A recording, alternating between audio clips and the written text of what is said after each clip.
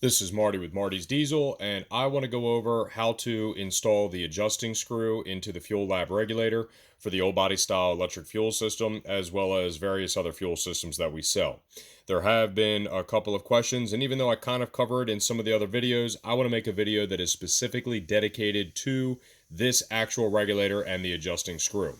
With that being said, I'm going to start off by actually talking about this port that's off to the side. That port can be left open to atmosphere, or you can install this for a boost reference. If you were to add boost to this reference right here, or this port right here, it would increase the downward pressure on the spring in the regulator, and it would increase the fuel pressure that this thing sets your engine to. In my opinion, as well as experience, you do not need to use this on a diesel. This is more for a turboed application for like a gasoline powered vehicle. Technically speaking, you can either leave it open atmosphere or you can put this 1/8 inch pipe plug in it.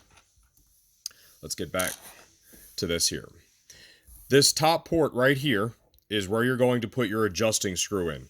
This adjusting screw uses a 3/16 Allen. What I want you to do is start by installing that as tight as you can by hand. After you do that, you take the washer and you stick it on. After you do that, you're going to take this nut. This nut uses a 9/16 to tighten it down. To be honest with you, what I have found is that if you leave 7 threads sticking out over top of this nut, the fuel pressure is going to be somewhere around 50. Your final torque is probably going to be somewhere around 6 or 5 threads showing, which will probably bump you up to around 60. The regulators do not come preset. They are adjustable. Okay, so I'm going to just run this in. I'm going to pause the video. Hang on. All right, I went ahead and tightened down this adjusting screw to where now I have 7 threads sticking out. I'm just going to snug this 9/16 nut on the top, and whenever I go to install this in my truck, I would assume the fuel pressure is going to be somewhere around 50.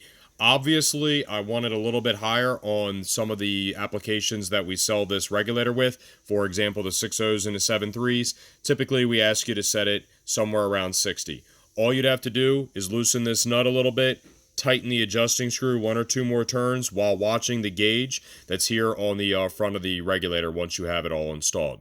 So hopefully that will clear up any questions that we have on installing the adjusting screw in the regulator. Thank you.